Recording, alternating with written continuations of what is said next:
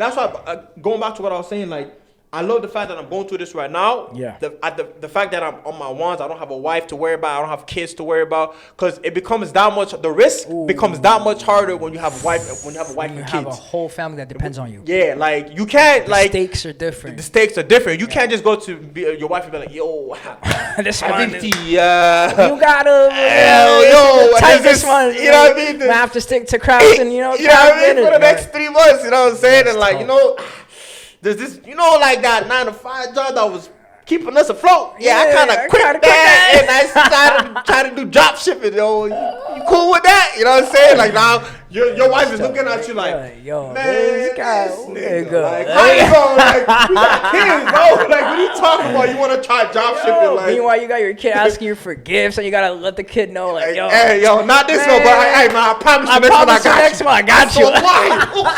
Next one I got you, man. When my shit start popping, wallahi, we good. Like, you know what I'm saying? But when you living by yourself, right, you can afford to make these mistakes. You can afford to have these L's. You know what I'm saying? Yeah. So like the risk factor is different when you come to, you know what I'm saying? Yeah. And I love the fact that we talked about like, like being transparent, because a lot of these gurus, right? They're not transparent. They'll say, "Oh, I made this amount of money," and that's how they do that to kind of like sell their courses. That's it, 100%. Sell the course like, oh yo, like obviously they the way you position your words is very, very important. The way you market your shit is very important, right? Yeah. So like you might look at this, oh yo, this guy made X amount of dollars this month, but like they don't go into detail, and the only way you find out how they go into detail is if you buy their course. If you buy their course. You know what I'm saying? But then it's a bit too late because you already spent $2,000, $3,000, however much it costs. Exactly. You know what I'm saying? So it's like it's really this goes back to the next point in terms of like, because when you're starting something out, you want to go on the right path, right? You want to start off on the right path. So like obviously you want to go to a mentor or guru or somebody that's already been through the game, but how do you know he's solid? He's solid. How do you know that this guy is verified? How do you know that this guy is really what he's talking about? Because I think the fear with gurus and all that, I think the big fear is that like I don't think people have a fear of spending the money to have this person teach me how to do the thing. It's the return on investment. It's the return on investment. Is he legit? Yeah. Right? Because if I know that I gotta spend $5,000 for my shit for me to make 10, 50, 40, 70, 80K a month, wallahi, I'll pay 5K. I don't care. Yeah. If I have to pay 5K, if you know it's guaranteed and it's the right blueprint, I think everybody would do it. Exactly. But the thing is, there's just too many dishonest people that are phonies. There's too many phonies. You know what I'm saying? So how do you filter out the real from the fakes? You know what I'm saying? So it becomes it's really tough. It's really tough. You know what I'm saying? It's really tough. Like nowadays, you buy fake Instagram followers, you paint a few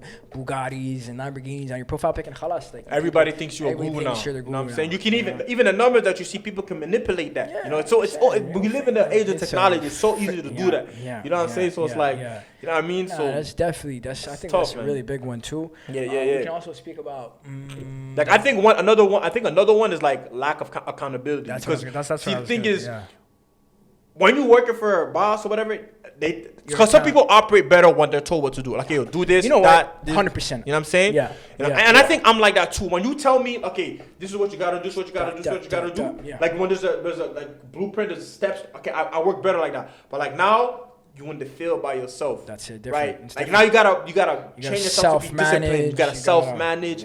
It becomes a lot harder when like you by yourself, which is why I think it's really important to get the right mentor, because he could tell you, yo, step 1, do this. Don't go to step 3 until step 1 is done. Because a lot of times when you're trying to start, you're just trying to start it. It's like just throwing something and just hoping it sticks. Right? Yeah. So like a lot of times you might be at step 3 when you don't realize that you're step 3, and you got it. And in reality, you were supposed to start at step 1, right? You skipping steps. Yeah. So if you have the right mentor, he could tell you, hey, yo, bro, chill out. Like you going too fast right now. Yo, start here, 100%. Then do this, then do that, and do this. Yeah. You know what I'm saying? I think that's a great point. Like accountability is that, as you said, some people operate better when they have a very, a routine and a very fixed schedule. And the thing is, you need people like that.